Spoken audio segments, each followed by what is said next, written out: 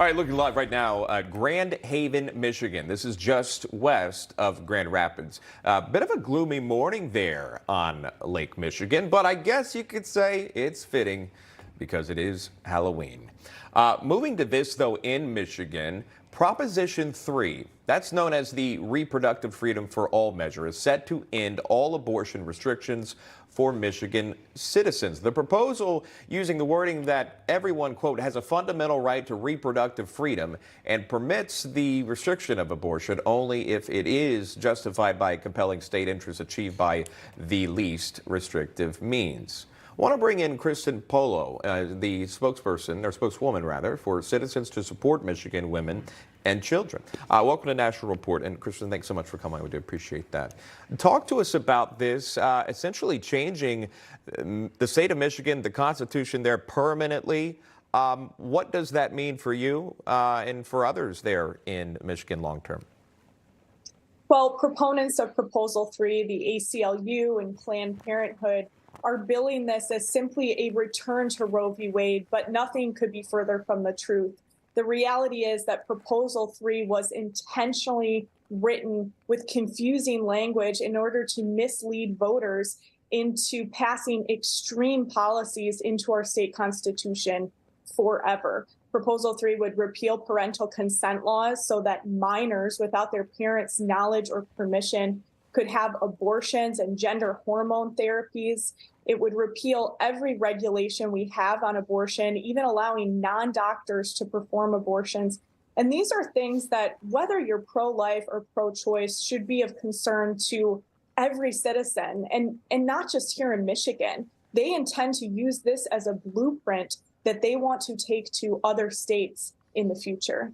This has clearly been a controversial talking point ever since Roe v. Wade has been overturned, and now it's been a campaign promise for either side, pro-life, pro-choice. How is that viewed in the eyes of citizens there in Michigan with your own gubernatorial race happening right now between Tudor Dixon and current incumbent Gretchen Whitmer?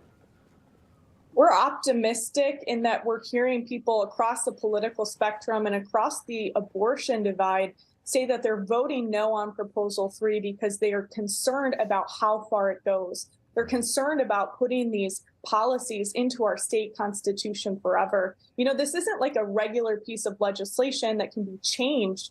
This is a constitutional amendment. We are talking about writing these 350 words into our founding document forever. And when it comes to repealing parental consent for abortion and gender hormone therapies, that's something that really gives a lot of voters pause.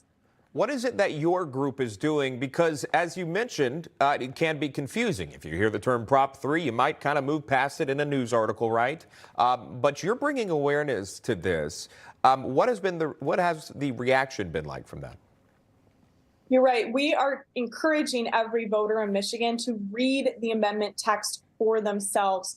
Proponents of Proposal 3 are saying this simply returns us to Roe, but there's so much packed into the text of this proposed amendment that goes far beyond what Roe ever did. Things that people on both sides of the abortion issue are overwhelmingly opposed to, like repealing parental consent, like repealing common sense health and regulations on abortion clinics, and even allowing abortion until birth on healthy babies. Those are things that all of us think are too far, regardless of what you believe about abortion.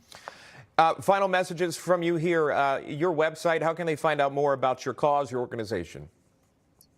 We need everyone to help us in Michigan because this is a blueprint that they intend to bring to other states. So please learn more and join our efforts at supportmiwomenandchildren.com. Christen Pollo joining us live there, spokesperson for Citizens to Support Women and Children. We appreciate your time, Christen. Thank you.